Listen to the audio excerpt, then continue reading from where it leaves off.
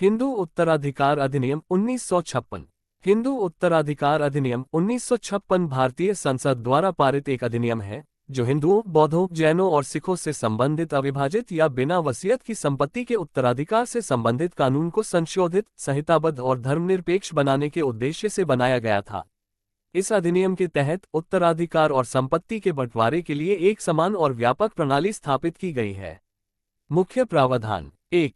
हिंदू महिलाओं की संपत्ति का अधिकार। अधिनियम के अनुसार हिंदू महिलाओं की सीमित संपत्ति की अवधारणा को समाप्त कर दिया गया है। अब किसी भी हिंदू महिला द्वारा स्वामित्व में रखी गई संपत्ति को उसकी पूर्ण स्वामित्व वाली संपत्ति माना जाएगा।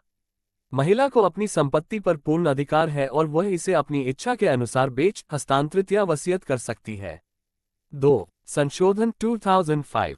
दिसंबर 2004 में हिंदू उत्तराधिकार संशोधन अधिनियम 2005 के माध्यम से अधिनियम के कुछ प्रावधानों में संशोधन किया गया।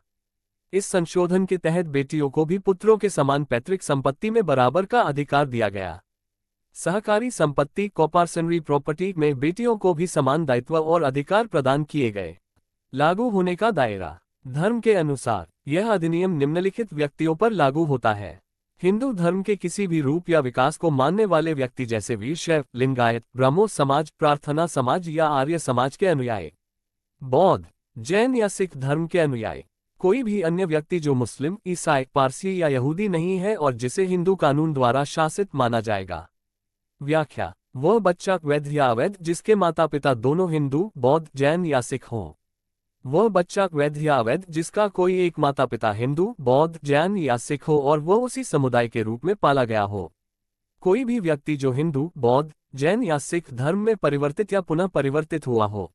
जनजाति के अनुसार अधिनियम भारत के संविधान के अनुच्छेद 366 की धारा 25 के अनुसार अनुसूचित जनजातियों के सदस्यों पर लागू नहीं होता जब तक कि केंद्र सरकार इसे सरकारी राजपत्र में अधिसूचित न कर दे। विरासत में अयोग्यता के प्रावधान। हत्या करने वाला कोई भी व्यक्ति पीड़ित की संपत्ति से वंचित रहेगा।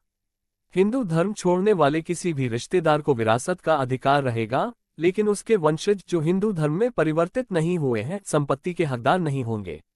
महत्वपूर्ण कानूनी निर्णय। सूरजमणि स्टेला कुजूर बनाम दुर्गा चरण हंसदा सुप्रीम कोर्ट।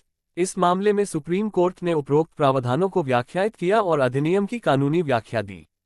इस प्रकार हिंदू उत्तराधिकार अधिनियम 1956 महिलाओं और पुरुषों के बीच समानता को बढ़ावा देने और संपत्ति के अधिकारों को मजबूत करने के लिए एक महत्वपूर्ण कानून है।